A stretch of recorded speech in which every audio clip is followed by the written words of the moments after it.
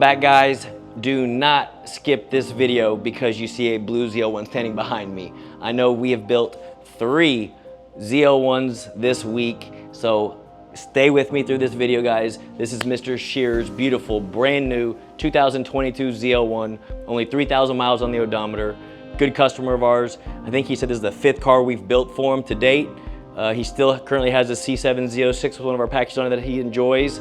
And he previously had a little bit older ZL1 with one of our packages on it that got, I think, stolen recently. So he just purchased this one, shipped it to us for our 850 horsepower package. So let's pop the hood and I'll show you what we did to it. Experience the thrill of unrivaled performance. Our team of experts takes your ride to the next level. From horsepower gains to custom enhancements, we deliver results.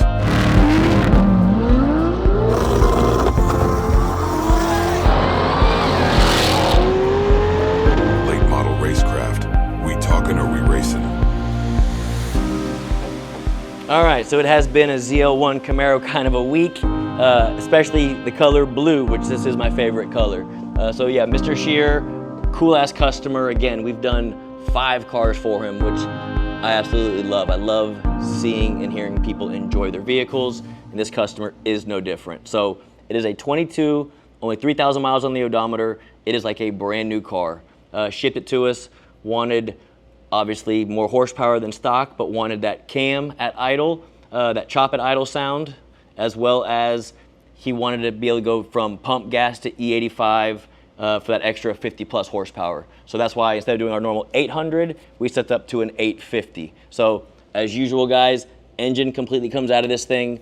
Our guys, we get rid of, we have to, people don't realize these LT engines don't have gaskets on them like the old LS stuff. Like the front cover, the rear cover, the oil pan, there's no gaskets, it's all silicone. So every time we pull an engine apart, it takes a long time to clean out all the factory parts to be able to re-silicone them to make sure that they seal again properly. I never mentioned that in a lot of my videos, which I probably should, and we can maybe even start showing more how much time it takes to do stuff like that, because it sounds easy. Oh, just pull the engine out real quick and put a new camshaft in it. And I say it really fast, like we do this thing in 5 minutes. It does take a lot of time. So engine comes out of it. All the covers have to be completely cleaned. The new camshaft has to go in. We degree the camshaft to make sure that it is installed 100% properly, as well as cylinder heads have to have bigger valve springs to hold the higher lift from the camshaft. Titanium retainers, keepers, locks, seals, hardened push rods. And again, I say that and I just kind of blow through stuff. We run a hardened push rod, guys, because the factory push rod at a higher RPM with this kind of lift and everything will eventually can actually bend push rods. And I've seen it happen before with stock push rods. If you over rev it, especially a manual transmission, the push rod will actually bend. I've seen it happen a lot. So we run a hardened push rod along with the valve train components, same with the rocker arms and everything. And then as always, we run American Racing headers, high flow cats, NGK spark plugs, fire core wires. And again, we make the engine more efficient. So I say this maybe in a lot of my videos, guys, for our 800 or 850 package, we don't spin the supercharger that hard. This is a 1.7 liter supercharger. It's a small supercharger from the factory, but it does make great power. And the harder we spin the supercharger, the more heat it produces, right? So we try to keep the blower speed to a minimum. What we do is we run an ATI lower dampener with a larger ring on it, and it spins the supercharger a couple thousand RPM more than stock. What that does is it pretty much puts the boost level back to where it was from the factory because we made the engine more efficient with the cam and the headers. And talking about IATs, we also install, which you really can't see, but there's an intercooler pump right below here. What it does is it flows water through the heat exchangers in the front, back through the supercharger bricks here, and back to it again. And what that does is it flows more gallons per minute. So when you're idling or driving down the highway, it keeps the intake air temps as cool as possible while keeping the factory amount of coolant in the heat exchanger system. Some of you have seen some of our more race car builds. We add extra tanks or an ice tank in the back. We give it another 2 or 3 gallons of coolant, which helps it run more efficiently. But for packages like this, with the blower speed that they're at, even when it is 105 degrees outside, This intercooler pump on it with this blower speed, you can make pull after pull after pull and still make, like I said, this one's making over right at 700 rear wheel horsepower. And I say in a lot of my videos, guys, yeah, we build 1,000, yeah, we build 1,200 rear wheel horsepower cars a lot, but for most average guys that are wanting a nice weekend toy to just drive and enjoy, daily driver or just a weekend toy, I always tell customers 700 to 850 rear wheel horsepower to me is, I call it the fun limit factor, where as long as you have a nice wheel and tire on it, you can enjoy it and use the horsepower. Anything over that is more for a customer that's going to these events like a Texas mile or a half mile event to try to set some records, or go into the drag strip to set a record, or go into a Cars and Coffee and wants to outrun the fastest cars in the parking lot. You know, this package, yes, it is very fast. Yes, it'll beat 90% of the cars on the road that just pull up next to you. But know that there are, let's say, you know, the other packages that we offer for the guys that are more into the racing world, that want to do quarter-mile stuff, drag racing or road racing, stuff like that. But Mr. Shear, he has street cars, street toys. He wants it to sound cool, drive cool, and be reliable on pump gas and on E85. And that's where, I forgot to mention, the flex fuel sensor comes into play. So we added a extra fuel pump on the external of the tank, so it has a low side fuel pump.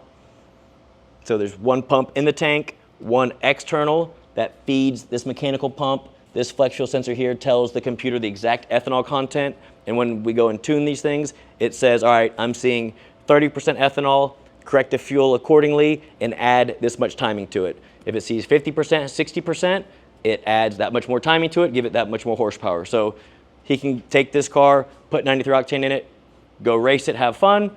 He says, hey, it's a Saturday night, I'm gonna go race John, put E85 in it, and just like that, he's gonna pick up 50 plus rear wheel horsepower over 93 with, you know, E50, E55 in the tank, and have absolutely fun time doing it. In my opinion, E85 usually smells a little bit better too when you're standing behind it. So that's enough talking. We did put a clutch in this thing. We broke it in before we dynoed it, so now let's go drive it and have some fun. We are on stock tires, so I'm gonna keep traction control on, and we'll see if we can keep this thing in one lane. Let's go try it. Boom.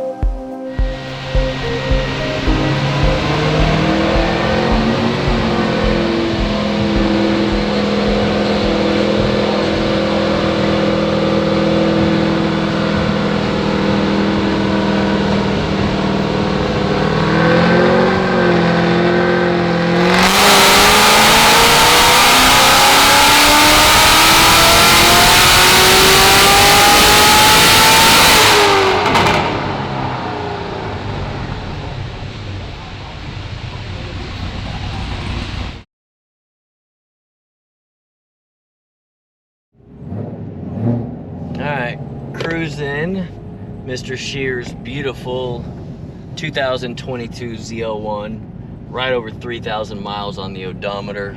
I am on factory tires, so this thing will be pretty sketch as far as traction goes.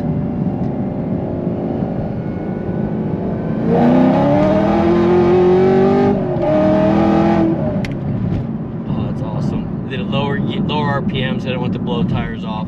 I do have it in competitive mode as far as the traction systems, so it is still helping a little bit. I say it, it's hard for you guys to hear it, but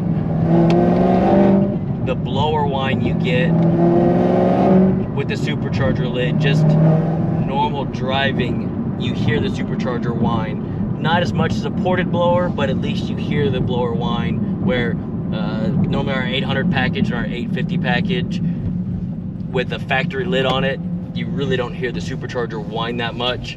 By adding the billet lid, picks up a little bit of power, looks awesome under the hood, and in my opinion, the favorite part is just being able to hear the supercharger whine, just normal, you know, low boost levels, just passing somebody, just right there, just revving it up. You hear the whine, it sounds so good.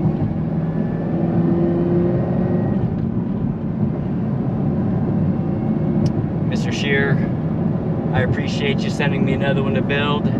Hopefully this one will exceed your expectations. Second gear pull.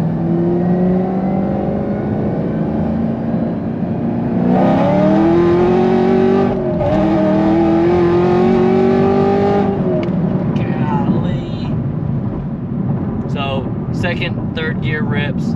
We also upgraded the intercooler pump on this thing. Again, if y'all been watching our videos lately, something that we've added because of the crazy summer temps here, whether you're in Texas or Florida, you know, any of these states where you're driving these vehicles during the day, and Mr. Shear plans to daily drive this one, even though it's got low mileage on it. So when he's sitting in traffic, like right now, 100-something degrees, we want to keep the intake air temps as cool as possible, the air going into the supercharger. So we install the physical dimension of the intercooler pump isn't necessarily larger, but it flows more gallons per minute than the stock one. So while we're sitting here cruising or at idle, the coolant running through the heat exchanger and the supercharger bricks, it flows a lot more to keep our intake air temps down. And right now, it's already dropping so fast. Where a stock pump, it would say making a pull would go from, let's say, 140 to 180 degree, even close to 200 degree intake air temp, and it would take a while of driving, let's say 50, 60 miles an hour on the highway, letting air go across the heat exchangers to cool it back down to, let's say, a 150, 140, where right now, just cruising right here, I don't think it ever got over 180, and just cruising right after the pull, I think it dropped all the way back to 150, and then it will get hot.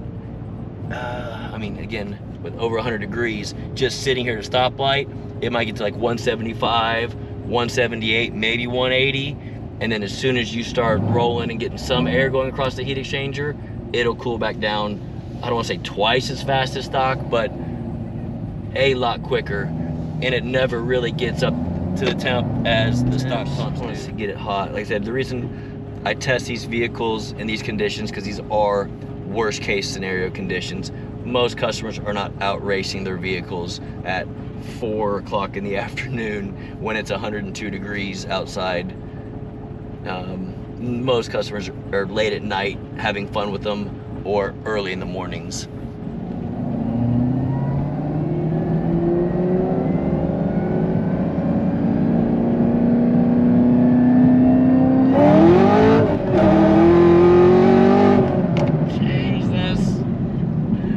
So much fun. The 3-pedal car, so much fun to drive.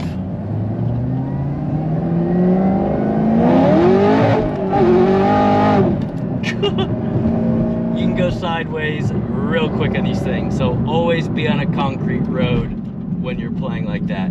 Asphalt road, you start spinning sideways, you grab the next gear, you might come around or go into a ditch. So I always try to stay on nice concrete roads when I'm playing with it. Keep traction control on until you get used to it, or until you get a Toyo put on this thing. But at least you have another ZL1 again. She's a blast. Enjoy it. You get the clutch in it, so you can go beat the living crap out of this thing and have nothing to worry about. Just keep putting gas in it and go. This thing can run a 93 octane, or I'll say E55. Keep it 55% E or less. We have the P3 gauge here to assist you, so you always know what your ethanol content is. Until next time, guys. thanks for watching this video, guys. If you're new to the channel, please hit that subscribe button. Give it a like if you liked it so far. And please turn on bell notifications for future content, as we have cool stuff in the pipeline that you're going to want to see. And as always, please comment below.